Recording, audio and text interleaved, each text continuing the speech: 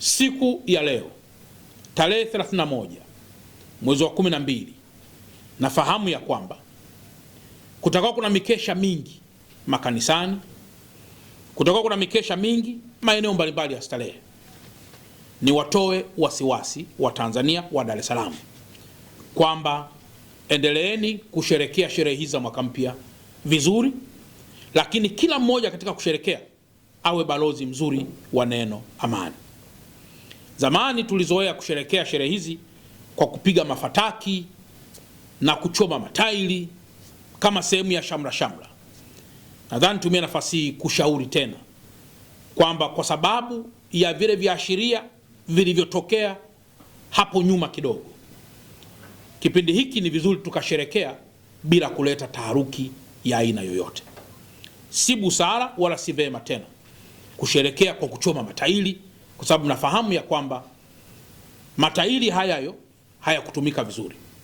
Kwa hiyo huu sio muda tena kuanza kuchoma matairi au kuanza kupiga mafataki bila kupata kibali maalum kutoka jeshi la polisi.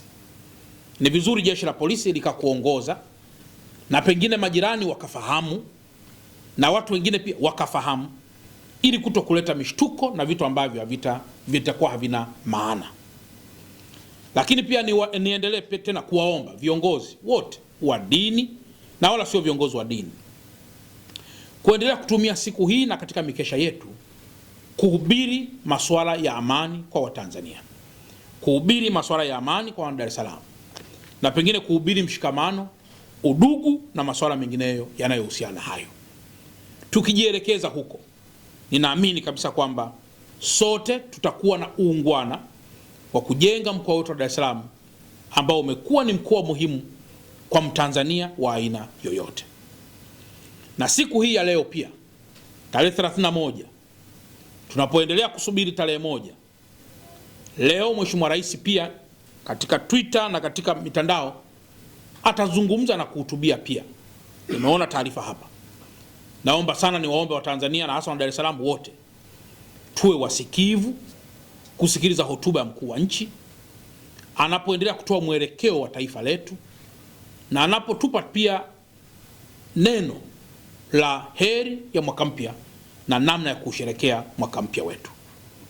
Baada ya kusema haya, ndugu zangu waandishi wa habari, nitumie tena nafasi hii kuwatakia wana Dar es Salaam wote heri ya mwaka mpya, na kwamba tusherekee bila kusahau majukumu tunayoweza kuwa nayo kuanzia tarehe 1 ya mwezi wa kwanza 2026, kama ni haya niliyokushataja, ya kupeleka watoto wetu shule, ya kuendelea kujipanga kuwa na mfumo wa pamoja wa bima afya kwa pamoja na masuala mengine yote. Tusherekee bila kusahau wajibu huo. Tusherekee bila kuvunja amani.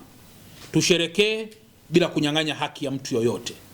Tusherekee bila kuleta ugomvi wa aina yoyote. Tusherekee bila kuhubiri udini.